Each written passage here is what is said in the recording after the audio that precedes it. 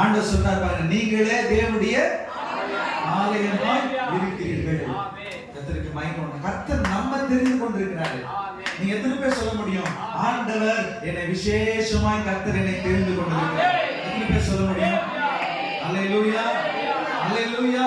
நாம் கர்த்தருடைய பார்வையில விசேஷமாய் இருக்கிறோம். கர்த்தர் நம்மை தெரிந்து கொண்டிருக்கிறார். பிரியமானவர்களே, எதற்காகனா ஆண்டவரை துதிப்பதற்காக, ஆண்டவரை ஆராதிப்பதற்காக, ஆண்டவருடைய நாமத்தை மகிமைப்படுத்துவதற்காக, ஆண்டவருடைய நாமத்தை உயர்த்துவதற்காக. கரங்களை தட்டி ஆண்டவரை மகிமை செலுத்துவோமா? ஆமென், ஹல்லேலூயா. கர்த்தருடைய நாமம் மகிமைப்படுவதாக. நல்ல கவனிங்க.